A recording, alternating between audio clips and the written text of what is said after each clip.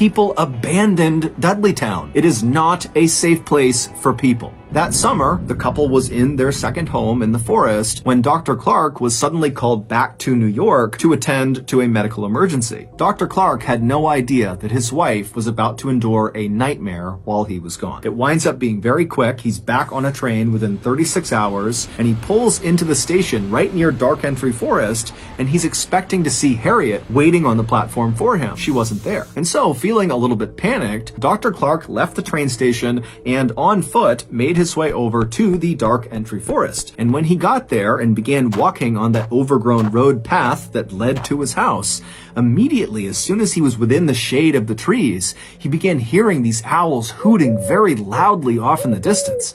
Now, normally, the sound of these owls hooting made him feel welcome, but this time he felt scared. He felt like something was wrong up ahead. And so he began jogging through the forest, and it's very dark, and all he can hear is the sound of these owls, and it's getting louder and louder and louder. And then finally, he reaches the clearing where his property is. And at this point, it's a cacophony of owls hooting practically right on top of him, and he looks up towards his house up on this hill, and he sees the front door is slightly open. And so now, with his heart racing, wondering what's going on with his wife, Dr. Clark runs up to his front porch, he gets to the door, and he flings it open the rest of the way, and then right before he stepped into his house, this sudden high-pitched noise began up on the second floor inside of his house. And it was so startling to Dr. Clark that he just froze where he was. And so suddenly it's so loud from the owls all around him and the woods behind him and whatever this noise is that he just stood there unsure what to do. And so as he's sitting there getting the courage up to go investigate his house,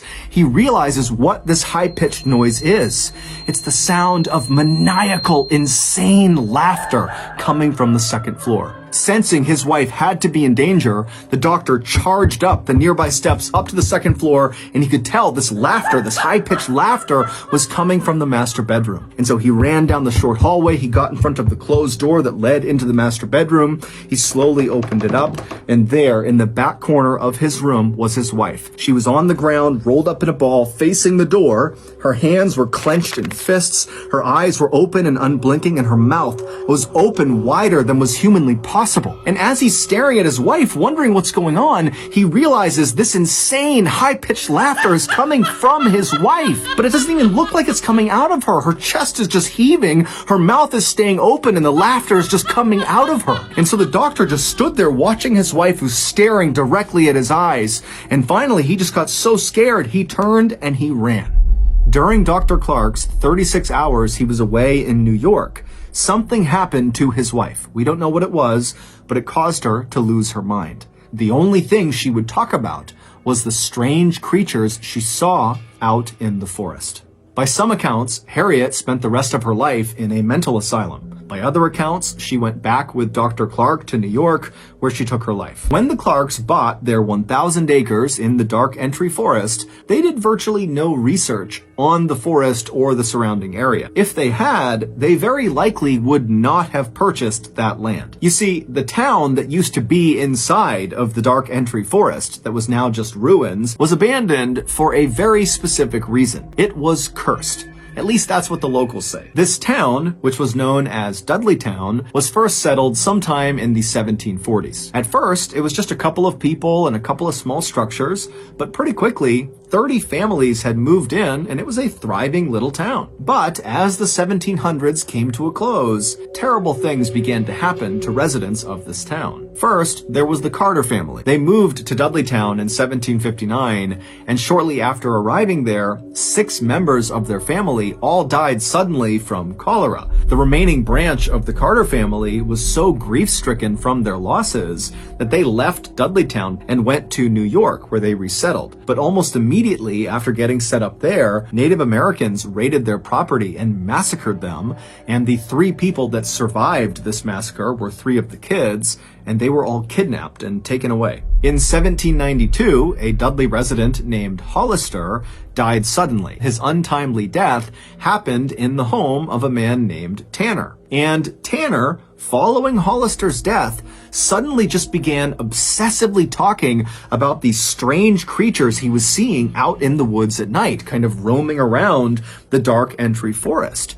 and he talked about it all the time and nobody listened to him. And eventually, Tanner went insane and his daughter had to care for him for the rest of his life. And while Tanner was slowly losing his mind, his next door neighbor, named Abel, also began reporting that he was seeing weird creatures roaming around the tree line all around the town. And as Abel continued to report seeing these strange creatures lurking in the shadows, he too slowly went mad and had to be cared for until his death. In the early 1800s, a famous Revolutionary War hero, General Herman Swift, who lived in Dudleytown, lost his mind shortly after his wife was struck by lightning. And then in 1813, an unknown epidemic rolled through Dudleytown and killed many of its residents. After that, more and more residents of Dudleytown either died suddenly or died mysteriously, and also more and more residents began coming forward with stories about having seen these strange, shadowy creatures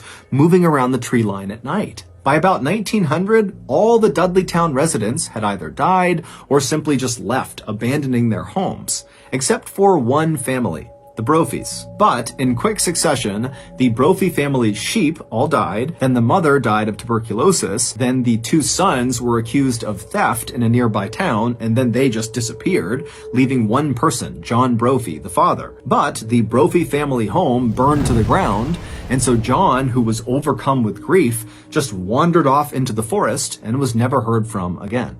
At that point, Dudleytown officially became a ghost town. No one lived there. And it was at that point, in 1906, when Dr. Clark and Harriet had their beautiful summer's day walk through the forest and discovered where they wanted to build their second home. Today, Dudleytown is not only still abandoned, but it is also illegal to visit. However, people do still sneak into Dudleytown and walk around the ruins, and many of them have reported feeling these pockets of cold air where there shouldn't be cold air, and also some others have said as they've been walking, they've felt phantom hands slap them and push them. Some have said they've taken photographs inside of the Dark Entry Forest near Dudleytown, and they've captured strange, shadowy figures that they couldn't see with their naked eye. The famous paranormal couple, Ed and Lorraine Warren, shot a special series in the 1970s inside of the Dark Entry Forest, and they declared the area around Dudleytown was demonically possessed.